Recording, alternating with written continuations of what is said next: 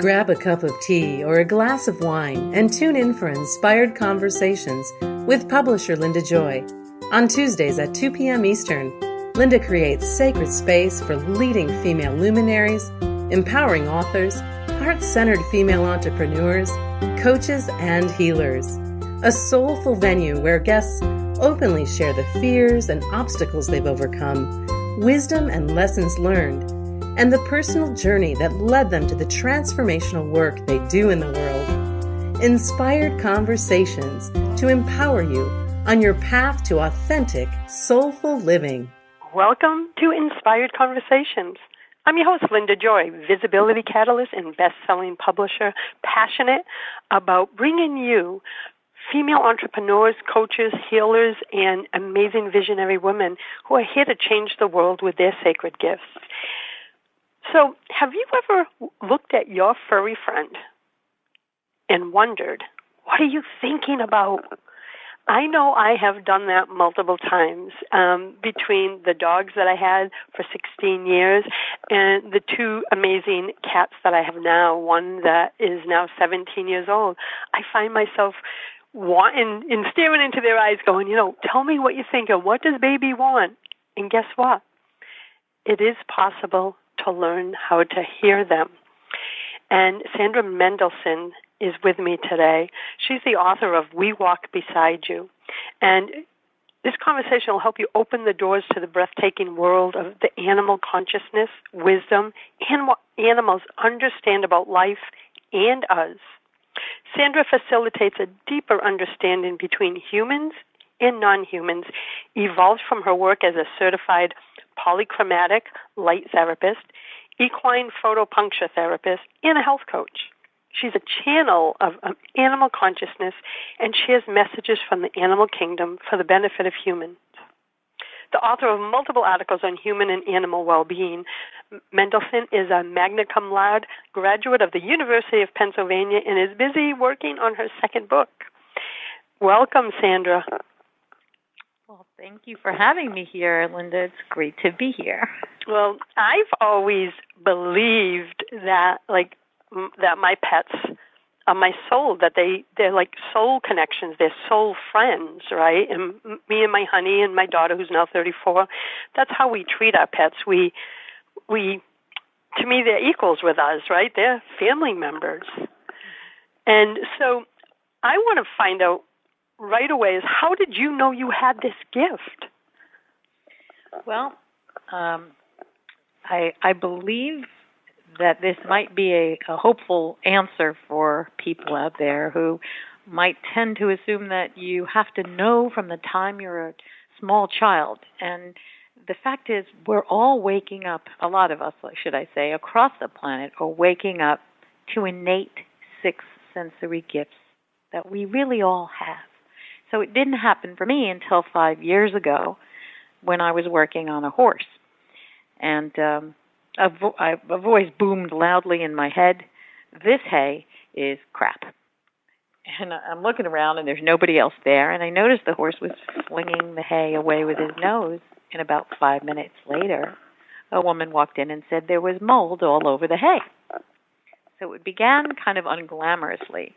But I really am here to tell you, and any animal communicator will tell you, that we all have the ability to see or sense or feel or hear what animals are communicating to us. It's so beautiful and so inspiring that what you just shared, that we all have the ability, because many of us love our pets so deeply.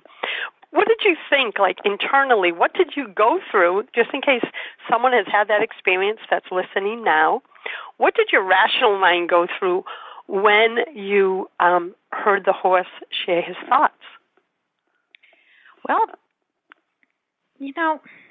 I guess coming from, corporate left brain, analytical kind of living, I used to look at all the intuitives and wish that I could be like them. So when it happened, obviously the first thought is, I'm making this up.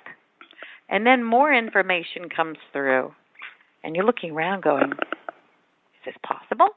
Could it happen to me? And so I took a couple of very short animal communication classes where they really test your intuitive chops and go around the room and ask you things. And I didn't get every answer right, but I got enough of them that I started to consider possibilities. I just didn't know what they were.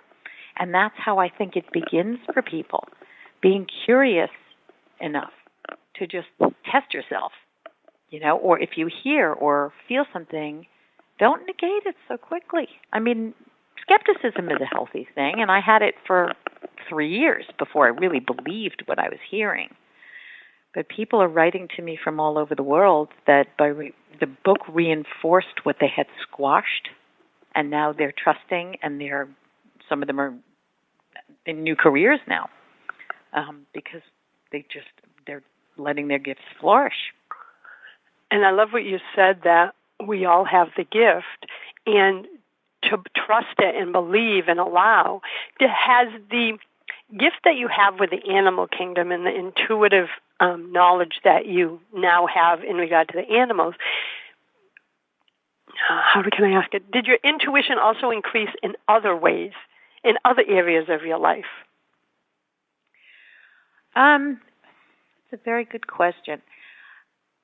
I think that when you start paying attention, and the animals even said, your body's giving you signals that, for example, if you're in an unfitting situation, like the more you practice, the more you tapping into your intuition, the stronger it gets, like anything else. Practice. The more you practice, the better you get at receiving. And so it does expand to the rest of your life, where you said, wow, look at the magic that my intuition uncovered. I should start listening to this thing, because the conscious mind only knows 1% of what's going on. That's what the animals say. We humans don't have a complete foundation when we live in the matchbox mind. There's so much more going on that we have the opportunity to tap into. It's so beautiful. I'm an intuitive. I lead my life that way. It's how I've created my businesses. But it took me a long time, and I'm going back probably 20 years, when I would even grasp what that meant, right? Because I receive in different ways. But on my side, I've never heard from my animals, even though I would love to. So is there a way, if a listener has that desire to connect with their animals, are there things that you do to guide someone into learning to listen?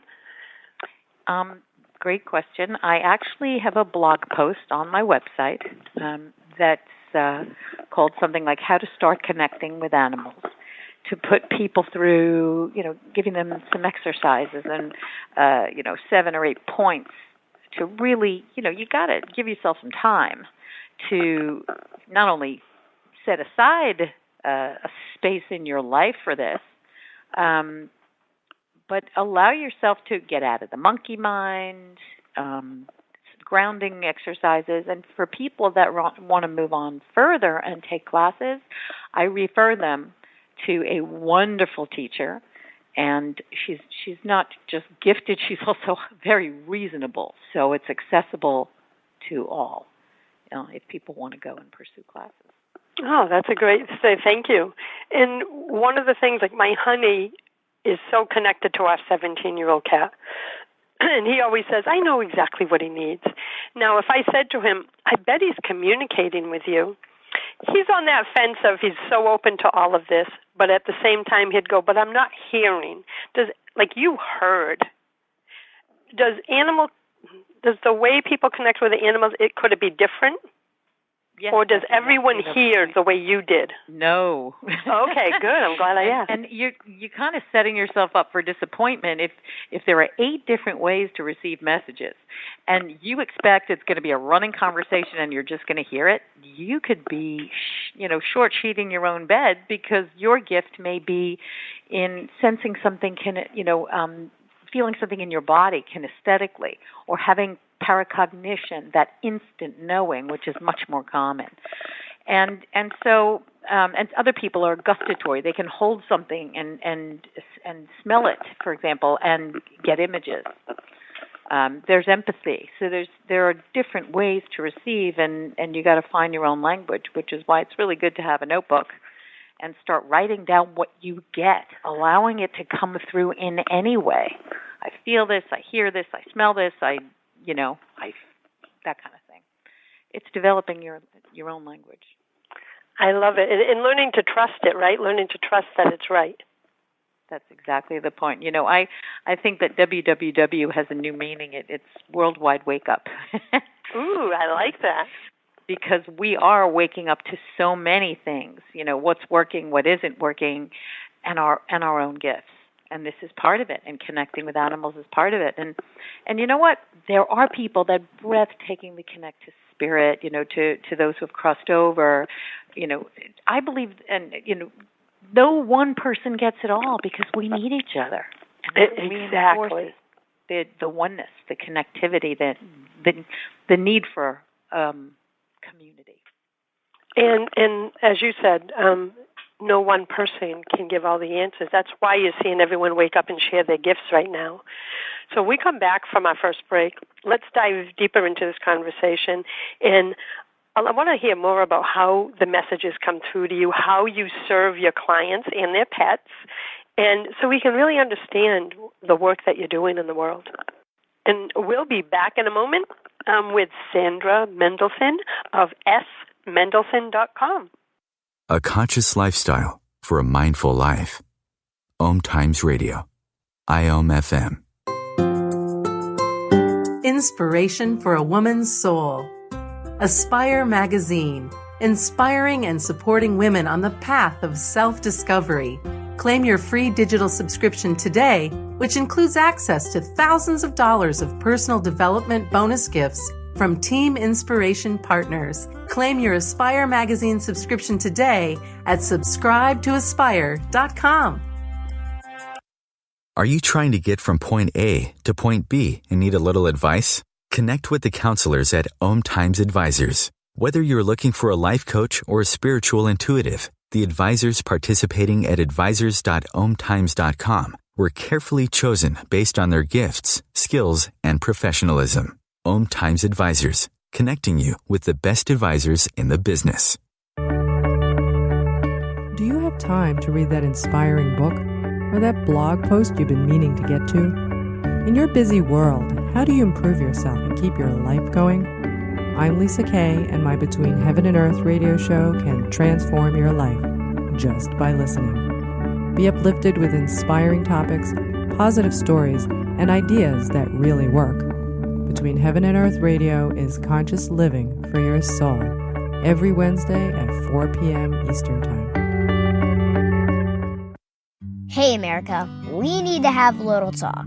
We've got more food than we know what to do with in this country, yet 17 million kids in America are struggling with hunger. Makes no sense. Luckily, the Feeding America nationwide network of food banks has volunteers gathering excess food and getting it to hungry kids. They're kind of like food angels. Hey, become a food angel yourself by supporting Feeding America in your local food bank at feedingamerica.org. We can't do it without your help. Brought to you by Feeding America and the Ad Council. This is OTR-FM, part of the IOM Radio Network. Welcome back. You're listening to Inspired Conversations. I'm your host, Linda Joy, and today we're talking about the messages our animal friends have for us. So, Sandra, how do you work with animals? Do you do it virtually? Do you have to be in person? Do you work through the human? How does it work for you to hear the messages?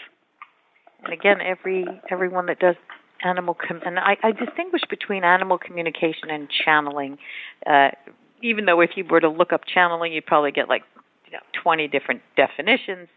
I do both, and for me, animal communication is a conversation, usually initiated by a human with questions or wanting to solve a problem.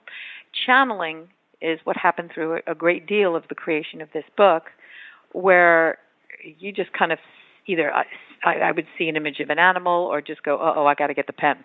And this stuff just comes, and you're like, really?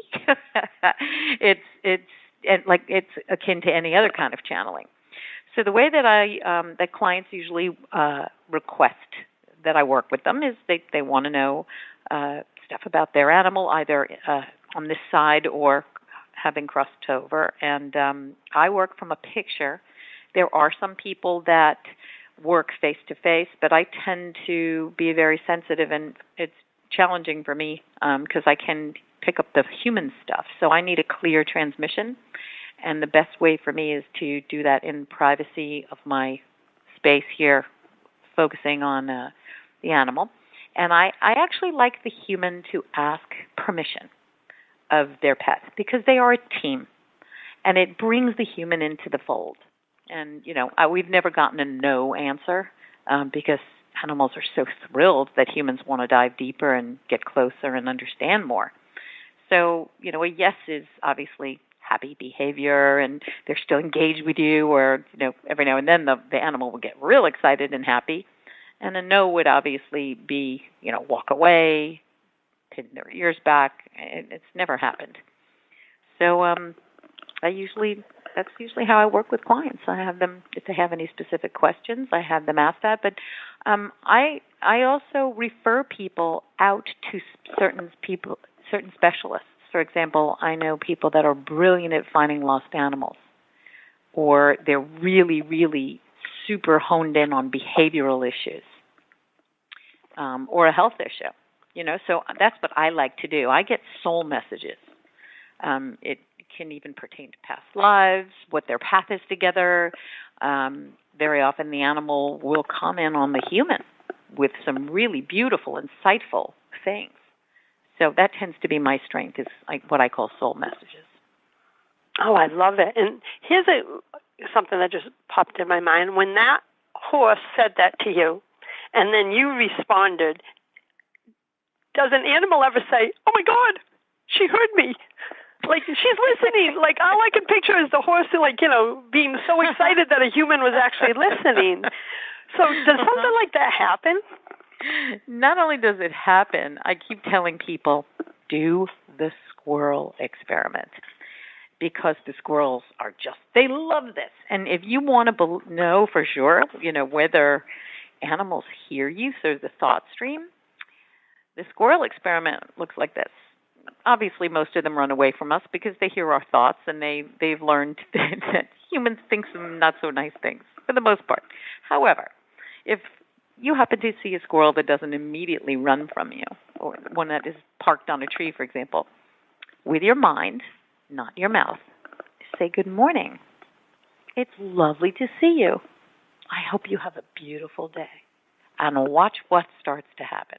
Now, again, if you are very frenetic, if you're all over the place, if you've got earbuds on, if your head is in the past or the future, you're not going to have these kind of nice, peaceful connections with animals. You do have to be in your heart space, in a space of love and gratitude when you're trying to connect in any way. But so that's always step number one. But squirrels will just hang off the tree and stare at you incredulously. You hear me? You really hear me? I love it. How about birds? Because something I do all the time, I live in the middle of the woods on a spring-fed pond, and outside the kitchen window is multiple bird feeders. And I'd say it's been about 3 weeks now.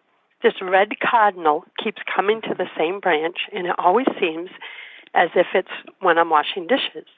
So I think and say to him or her, and I just say, "Thank you for coming again today. It gives me such joy to see you as I'm washing dishes." And I'm looking right at him, and I know you'll get this. Sometimes I swear he's like, "Thank you for seeing me."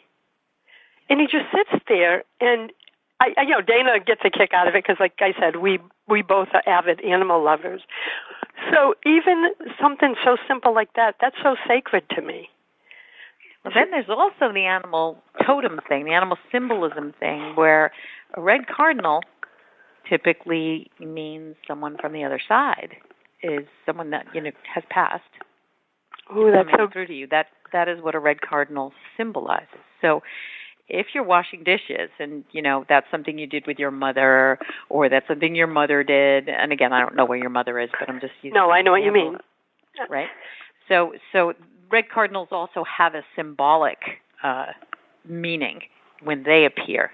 And there are wonderful little animal symbol books. Like if you really notice, like there's 3 crows, they're flying right over your head. There are messages in that as well. I mean, I believe in that. I do believe, and now I can't believe I didn't think to go look that up. And I will pull out one of my books because it's so funny that it's always, when I'm doing dishes, on the same darn branch. He has 1 million trees to pick from outside my window, and he goes to that same branch. That's the part I think is, amazes me, is like, okay, there's some communication going on here. So something as simple as that, you're saying just be aware. Because like you said, we're on autopilot all the time. We're not even present, and we're missing this communication that we all have access to. And and not only that, when the birds came through, they came through kind of all in one voice, and they said, and it must be very frustrating to be a bird, that they're trying to get through to humans. For example, people will believe that if a bird dive bombs them, that the bird is protecting her nest. No, not what they said is, now remember, animals hear the thought stream. So here, the birds are saying, we're trying to get through to you because there's something out of whack in your own life, or you're missing the beauty of the moment. And our ways appear crude because you could never imagine that we would know something about you that you're not aware of. Oh my God, that makes me want to cry. Like, that's powerful. Tears. Yeah. That's powerful. And have you ever heard, maybe, why don't we go to the break, because I want to ask this question, and I know we'll get going on it. We're going to go to our break, and we'll be back in a moment. I'm excited to have Sandra Mendelson, the author of We Walk Beside You, here with me today. And we'll be going to commercial, and I'll see you in a moment. Free your mind. Expand your soul. OMTimes Radio. IOM FM. Deborah Keevan is a writer, editor, and storyteller who serves visionary entrepreneurs by helping them create and share their compelling client attraction stories. In some cases, these stories appear as copy on their websites, other times in their blogs or books. As an associate editor at Inspired Living Publishing and with her personal clients, Debbie creates a safe space for entrepreneurs to fully explore and own their stories. By integrating their dark and light, they shine brighter to make a bigger impact globally and in their communities. Deborah is particularly drawn to stories of struggle and uses language to aid in healing journeys, including her own. If you have a story burning to be told, you're invited to visit her website and schedule a virtual coffee date at deborahkeevan.com. OMTimes Magazine is one of the leading online content providers of positivity, wellness, and personal empowerment. A philanthropic organization, their net proceeds are funneled to support worldwide charity initiatives via Humanity Healing International. Through their commitment to creating community and providing conscious content, they aspire to uplift humanity on a global scale. OMTimes, co-creating a more conscious lifestyle. Hi everyone, this is Shay Parker, the host of Best of the Best, which airs live right here on IOM Radio every Tuesday night at 8 p.m. Eastern and 5 p.m. Pacific. I'm super excited to bring you expert guest hosts, spiritual discussions, free psychic readings, and so much more. I can promise that you will not want to miss this one-of-a-kind, fun, yet touching, down-to-earth show. Join us every Tuesday night at 8 p.m. Eastern, 9 p.m. Pacific on OTR-FM. This is Shay Parker, and I can't wait to see you there. The number one reason girls drop out of school in sub-Saharan Africa is lack of access to feminine hygiene products. The Pads for Schoolgirls Project, an outreach of Humanity Healing International, is changing this paradigm by setting up sewing programs at schools, teaching girls a vocational skill, while producing the reusable pads that help keep them attending classes. The girls pay it forward by making and giving pad kits to other girls in need. To learn more, visit humanityhealing.org. Humanity Healing is where your heart is. A conscious lifestyle for a mindful life. OMTimes Radio. IOM FM. You're listening to Inspired Conversations. With me today is Sandra Mendelson, author of We Walk Beside You. So, Sandra, my question is, children, especially as the world is changing, more and more sensitive children are being born. Do you notice that a lot of young children, I have a 6-year-old granddaughter, that's why I'm asking this question, who are very connected and open almost from the time they can walk? Mm-hmm. Yep. And because Dana and I and my family follow this path, we encourage it. But I'll share a story with you because we were in awe and we believe and walk this path. She is now 6, but at 18 months old, we have a path that goes through the woods. And it's a meandering path. It's beautiful. It's along the water, and then it opens up to a giant park. So we love to bring her in nature. And the long winter had just ended. It was her first walk. So imagine an 18-month-old in the spring with a little butterfly net. We are walking, Sandra, and she's like, "Norm, I'm coming." And she's like singing that as we're going down the trail. So Dana and I, we look at each other, and he says, "Well, maybe it's some TV show she watches." We're like, "We don't know who Norm is." She kept singing that, Sandra. I'm going to cry. And finally, we get to the end of the path, and we're like, "Baby, who's Norm?" And she goes, "The purple butterfly that's waiting for me on the path." And I said, "Oh, you have a purple butterfly waiting for you on the path?" We're like, "Man, she's good, right? Good imagination, in other words." Sandra, 30 feet later, she says, "Norm!" And it was like a moth-style butterfly, small, light purple. This thing danced around her head. She was in joy, and we are looking at each other like, is this freaking happening? Are we losing our mind? So it continued to follow her for another 25 feet until we got to the gate. The gate is where it goes to public land, to the park. She turns around and says to Norm, "Norm, you can't go to the park with us." And, of course, that's cute, right? And I want to be the protective grandma. I go, "Well, baby, Norm might want to come to the park with us." She goes, "Oh, no, he understands, Amma." So we go cross the line. He never crosses the fence. We play for an hour, Sandra.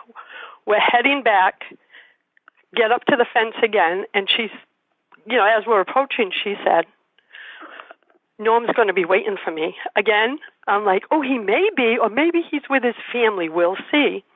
And, of course, he was. Now, that would have been magical in itself. Do you know the entire spring and summer, when we took that child for a walk, that she would tell us that he's going to be there, and he was. There was never a time he wasn't. So that opened us up even more. Now, have you had experiences where these children are coming in and are wide open? So she must be hearing. She's hearing him because she was responding. "I'm coming, Norm." So are you seeing more and more of that in your work? Yes. Oh, I feel so grateful. Yes, these children are the hope for the future because they are more evolved. They not only that, you have totally made my decision that the next book has got to be, I have so many channelings for children, about children. My dog's whole reason for being is, parent that children have these abilities, and that if they're encouraged and watered, these are his words, every day a little bit like a plant, they won't be covered over and forgotten. And as institutions are so slow to change, it has to be the parents that say, this I heard from a horse, "What do you think that plant is saying? What do you think our dog wants?" Because the more you encourage the children, the better they get. And then, now, remember, children run the whole span. Some are more open and evolved than others. Same thing with animals. But these, the crystalline children, all of these higher beings, if you will, are coming through right now. My friend showed me a video of his daughter at an aquarium, and she's conducting. She takes her arm, and everything she does, the seal imitates. And just as sure and calm as your granddaughter, the knowing. It's a knowing. I got goosebumps. So first of all, I owe you and your granddaughter a huge debt of thanks, because I have enough. I've been teetering between does this one come next or this one, and it has to be the children. It has to be the children, because that experience, as well as others, because she can hear the other side, had helped us know how to honor it and hone it. And the following spring, she was 2.5, and she heard a woodpecker 4 trees away. We were in the driveway. She goes, Pat! And we're like, oh, honey, that's Pat the woodpecker? She says, yes, it is. And then she goes, Pat, say hello. Peck, peck, peck, peck. Me, my daughter, we're putting her in the car seat. And we're like, are you kidding me? That whole season, she would go, Pat, where are you? And she would wait. Sometimes it was 5 minutes, sometimes it was 10. There was only one time it didn't happen. And he would peck away, and that child would dance in the driveway. I told you he was here. And no accident that your grandma. No, I know. Everyone is paired with such an opening. This is so important that, like they say, that our generation, we have had to till the soil. We've created the soil so that they could grow. Yeah, I believe, she came into our lives because she knew it was a protected arena, so she could flourish. And she was a gift to us to help us remember what we always knew, because I live my life, by spirit and inspiration. The other thing, too, which amazes me with this generation is just last week, it was Easter, my daughter's always raised her all organic food, everything's homemade, etc. And she loves fruits, vegetables, and beans. And from birth, never liked the texture of meat. You would put it in her mouth. She would go, this is so disgusting. And we're like, okay. The only thing we've ever been able to get her to eat is organic chicken. And that's all she's eaten for 6 years, other than the beans and all the veggies. Well, just for Easter, she came here, and we were having ham. She sees me take it out of the package, and this is how I knew. And she goes, what is that thing? Again, a child that's never seen or eaten any of this. I said, well, that's ham. She goes, where does it come from? And I can't lie. I can't say it comes from the store, which is what my heart wanted to say. And I said it. The only thing I did fib about, and she said, what do you mean a pig? A cute little pig? And she said, please tell me he was already dead. And I said, yes, he was. And she goes, just so you know, I will never eat that. I will never eat that in my life. And she had tears in her eyes. And I looked at Dana and I said, this child feels so deeply that every time she tried to eat meat, when you introduce new foods, she was feeling it and could not eat it. That's how deep it goes. Our world is not going to fall apart. You know what I mean? It's not going to fall apart, because I know many children like her, and it gives me hope for the future. Dana says the same thing. He goes, this is the hope for the future, these children who are so empathic and caring and loving and compassionate. And high vibration, and meat is very low vibration. So, they're attracted to high vibrational food. And she knows it from a young age, because... Oh, my goodness. Yeah, she's always known it. And I share all this because the listeners who are with us today or on the future replay, they're going to have a child in their lives. And maybe this conversation was for you, Sandra, to give you clarity on your next book, right? They may have a child in their life that's sensitive and open like this, and they're not really sure how to take it. I say just create space for them to be who they are, not who we want them to be. Yes, and in We Walk Beside You, a deer comes forward and talks about super sensitive children and how they're much more like the animals, and that we need to create institutions to support them and their skill sets. They bring beauty to this planet. And so, yes, and thank you, because I do have so many channelings for the next book about children, to children, addressed to mothers. So I just have to get it together. Yeah, like, raising empathic children and, helping them communicate, because she does it all the time. And how many other children, I know there's many children that don't have a family that will help them because the family just doesn't know what to do, right? I shouldn't say help, guide them. Have you found that too? Well, and again, we would like to make broad brushstroke kind of statements, that all the kids coming in are this way. They're not.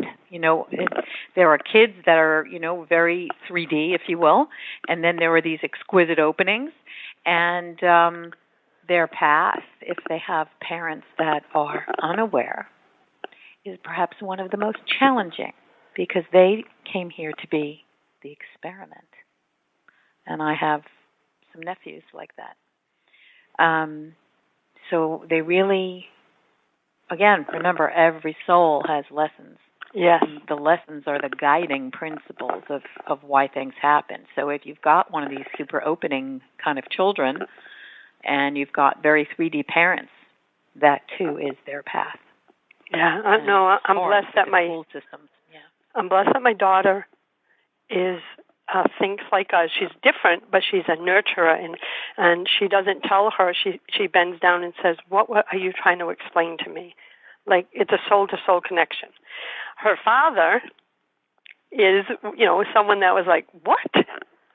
We don't even talk about this stuff with him because he does have that closed mind. We love him, but he's also learned, because of my daughter, not to try to put her in a box. Right? Not to tell her she's wrong when she wants to talk to the animals, or that she's wrong that she won't eat meat. And, how parents can be. Who are you to tell me at 4 years old that you won't eat meat? And honoring who they are. So I can't wait to read your next book.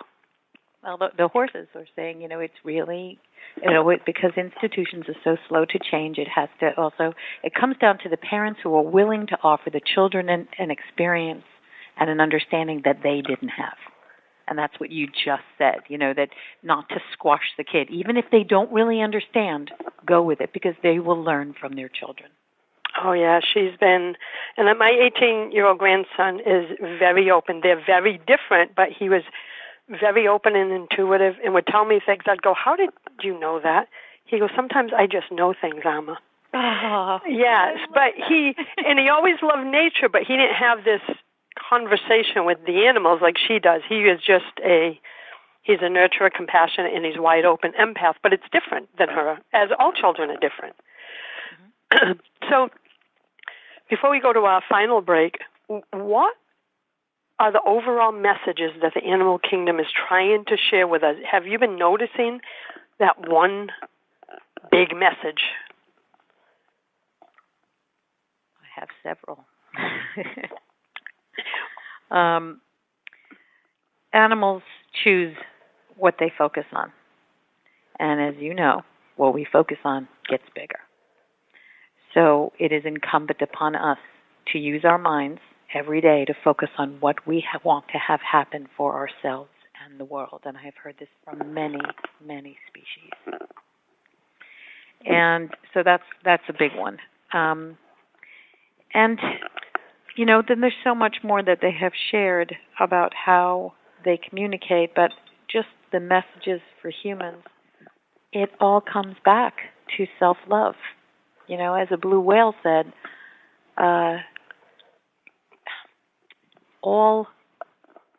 if we had one wish, it would be for humans to be kinder to themselves. Respect starts here. All healing begins here. Even joy begins here. Because if we are kinder to ourselves, and of course happier as a result, easier for us to do the same for the rest of our world. So beautiful. What a message. It's what we all need to hear, isn't it? Yeah, animals didn't get stuck in the mind. And that's, I guess, the third point. That the mind our highly developed minds or is the creation and storehouse of the faulty beliefs that tell us lies about who we are. As a kangaroo said, these lies cripple you with pain, label you and pigeonhole you. This may be the root of all suffering. So to notice your mind and ask if what you're thinking or what someone's telling you is true or not. Because that's something animals don't get caught in, and we do. And that is the cause of so much pain and dysfunction. So question if what your mind is telling you at any point in time is really true. Thank you. Those are 3 powerful points. We're going to go to our final commercial, and I can't wait to continue this conversation. And I'll be back in a moment with Sandra Mendelson. I invite you to visit her website at Mendelson, MENDELSON.com. We'll be back in a moment. A conscious lifestyle for a mindful life. OMTimes Radio. IOM FM. Are you being called to step into your truth and embrace your divinity? Are you ready to align your heart and soul, live an authentic life, and become a divine magnet for love and abundance? It's time to listen to your inner wisdom and clear the blocks holding you back from your best life. Leading intuitive prosperity coach, Akashic Records practitioner, and evidential medium Jamie Hearn of LiveYourDivinity.com empowers and supports spiritual women like you to align your inner and outer worlds, embrace your soul's truth, and live your divinity. Through her intuitive gifts, grounded wisdom, and empowered coaching, Jamie guides women back into sacred alignment with their truth. Visit LiveYourDivinity.com to learn more about Jamie's empowering programs and to schedule an Akashic record reading. Are you trying to get from point A to point B and need a little advice? Connect with the counselors at OMTimes Advisors. Whether you're looking for a life coach or a spiritual intuitive, the advisors participating at advisors.omtimes.com were carefully chosen based on their gifts, skills, and professionalism. OMTimes Advisors, connecting you with the best advisors in the business.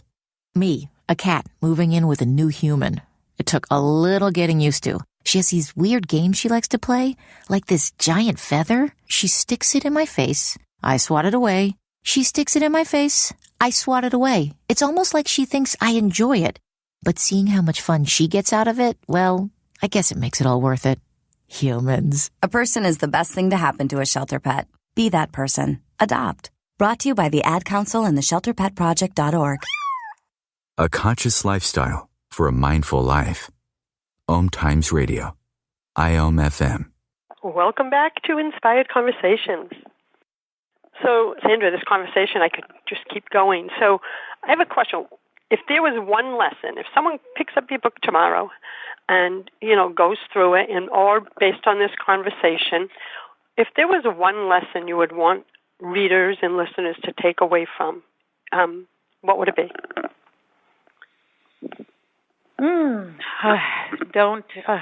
It's hard to take 4,000 gallons of chicken soup and put it into a bouillon cube, because the animals share so much about what they know that we humans are struggling to believe, about death, dying, and what comes after, for example. And the absolute knowing that spirit is not just something, in our minds. Animals ask spirit for help all the time. So, I really suppose that if I had to, I think it would have to go back to oneness. That all animals experience this interconnectedness, this web of life that only humans cannot see. And if you could see how your thoughts or your intentions immediately ripple out through this web and affect others, you would understand what a horse told me. Every thought matters because it affects matter.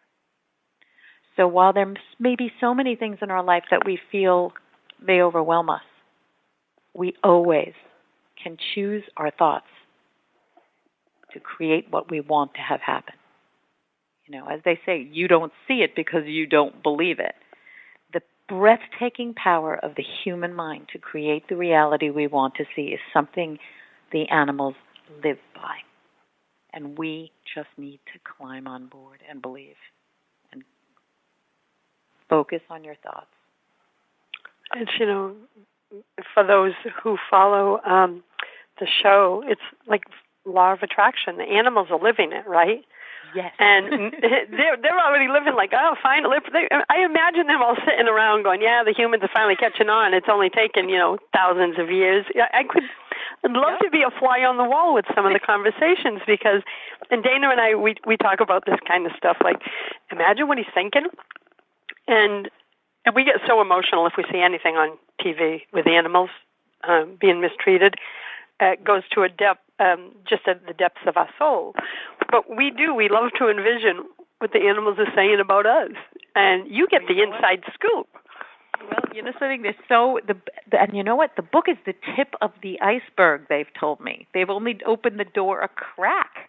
And because they said installments, it's going to be too much for people to digest. And I'm like, okay, that makes sense. So, but they clear up a lot of misconceptions we have about their behavior. They explain all the ways they get information, you know, talk about spirit. I mean, there's so, and the bulk of the book, because I gave them the floor, is how they're helping humans go with the flow of life and stop trying to control it, and understand that, you know, each life is configured for the lessons that our soul needs to learn. And that we are important by virtue of the fact that we exist. We wouldn't exist if we weren't important to the whole. I mean, there's so many beautiful lessons throughout the book from the animal kingdom. That's enough for us to digest right now while I get to work on the other books. Well, I'm so excited that you're going to continue sharing this message. And we now know what your other upcoming projects are. A series of books, and I'll be waiting for that one on children. Is there anything else you have coming up that you want to share? Oof, yes. Well, there's really 3 books that have started coming through in different ways, and the children's book and how that's going to embrace all ages. It isn't just going to be for little children because the animals come through with all kinds of stuff in relation to mothers, in relation to teens, and all that stuff. Another one is the deeper realms, and we're talking about whales and elephants and intergalactic stuff. And I've literally had a horse tell me, you know, we've just cracked open the door for you, and you know, I have to check my ego at the door and go behind the scenes with them if I want to quote partner with them. So that is kind of mysterious, but there's much more to animal consciousness. And some of the stuff that I know people will be excited to hear that's been coming through lately is how our special animal finds us, how they tap into our energy field. And I'll just give you the one line that all you have ever loved, this is from a cat, remains a part of you, and it shines from your energy field and is carried forward over time. You might say it's like a bell calling us home, or following the North Star. So if you have loved an animal, that is now part of your energy field. And again, I can't say if it's karmic, you know, whether you're going to meet that animal again. But I have heard this from my dog. I've heard this from cats on how they found their person. And it was by tapping into that familiar, that love, that energy in the human's energy field. And finding a way to get to them, which to me is just wow. That's powerful. We have a few minutes left, and a question's coming to mind. I lost a pet. You know, I had a nice, beautiful, long life, 17 years, a Cocker Spaniel, and I lost him about 6 years ago. I, of course, because of my belief system, believe he's always around me. But there's certain times, especially in the first 2 years after he passed, that say I was having, I don't want to call it, because I live my life by the law of attraction, but say it was more of a challenging day or a day I was struggling for clarity to get something done, I would hear, we have hardwood floors throughout our home, I would hear his toenails on the hardwood floors, and I would automatically reach down like I had for 17 years. He used to lay next to my office desk. And I would reach down in that moment because in my mind, he was right there. And I've come to realize he was right there in spirit. And he was giving me the clicks to bring my attention to the fact he was there. Oh, beautiful. Absolutely. Right. So it took me a while because I would sit there going, I'd go, come on, buddy. And, when you have a pet for so long, and then I'm like, oh, Linda, he's gone. And I would just find myself numerous times reaching down, and I finally started realizing he's trying to get me to pay attention. Like, Linda, stop working for a moment. I'm here. Do you see me laying next to you? And do you have others who talk about pets that pass over and their messages? Absolutely. Yeah, that's big for me. That was one of the projects people have been, and again, I don't know in what order, because, whenever you're getting inspiration comes, from different people, when did they respond, and so I don't know if that book is going to happen immediately, but people have sent in the most breathtaking stories and pictures of animals that have come through from the other side. And not only that, I recently did a reading for a woman whose husband passed, and the dog said, yes, he hasn't left. He doesn't want to. I don't know if he ever will. He comes to the living room and the bedroom. He sits next to me on the couch and strokes my head to make sure that his wife is okay. I mean, very present. So whether it's the humans coming through, the animals coming through, yes, big yes. Only, we can't fall into the illusion that they're not here. The form is not here, but they are very present. Yeah, I believe that with our human loved ones, too. So, exactly. Now, I totally enjoyed this conversation. I know my listeners will also. And I want to give you a website URL again. It's smendelson.com. And I encourage you, go grab a copy of Sandra's new book, We Walk Beside You, and be sure to stay connected with her so you can learn about all her new projects coming out, including the upcoming books. Sandra, thank you for circling up and spending time with me today. Thank you so much. And I just do want to add that the book and the message cards are on Amazon. So thank you so much for this conversation, Linda. It was wonderful. Thank you. And I hope to see everyone every Tuesday at 2 p.m. Eastern Time for more inspiring conversations with women who are changing the world with their work. Until next time, everyone, choose love, choose joy, choose happiness, my friends. Blessings. Thanks for listening to Inspired Conversations with publisher Linda Joy. Join our sacred space every Tuesday at 2 p.m. Eastern and meet leading female visionaries, empowering authors, heart-centered female entrepreneurs, coaches, and healers.